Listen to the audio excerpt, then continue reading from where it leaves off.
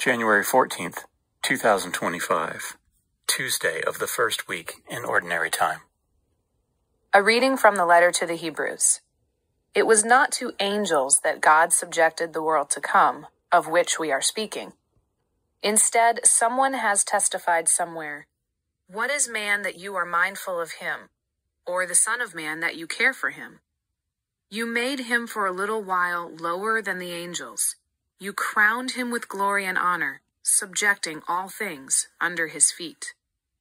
In subjecting all things to him, he left nothing not subject to him. Yet at present we do not see all things subject to him.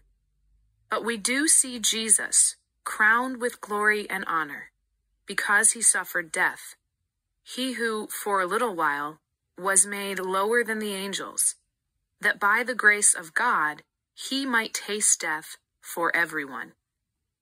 For it was fitting that he, for whom and through whom all things exist, in bringing many children to glory, should make the leader to their salvation perfect through suffering.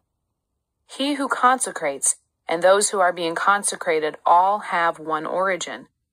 Therefore he is not ashamed to call them brothers, saying, "I will proclaim your name to my brethren. In the midst of the assembly, I will praise you." The word of the Lord. The responsorial psalm. The response is, "You have given your Son rule over the works of your hands." O Lord our Lord, how glorious is your name over all the earth. What is man that you should be mindful of him, or the Son of Man that you should care for him? You have given your Son rule over the works of your hands.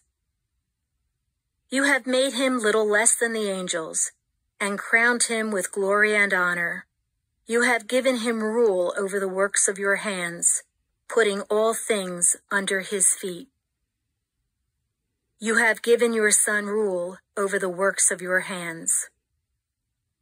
All sheep and oxen, yes, and the beasts of the field, the birds of the air, the fishes of the sea, and whatever swims the paths of the seas. You have given your Son rule over the works of your hands. A reading from the Holy Gospel according to Mark. Jesus came to Capernaum with his followers, and on the Sabbath he entered the synagogue and taught. The people were astonished at his teaching, for he taught them as one having authority and not as the scribes. In their synagogue was a man with an unclean spirit. He cried out, "What have you to do with us, Jesus of Nazareth? Have you come to destroy us?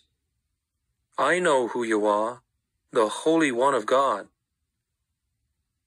Jesus rebuked him and said, "Quiet, come out of him." The unclean spirit convulsed him, and with a loud cry came out of him. All were amazed and asked one another, "What is this?" A new teaching with authority. He commands even the unclean spirits, and they obey him. His fame spread everywhere throughout the whole region of Galilee. The Gospel of the Lord.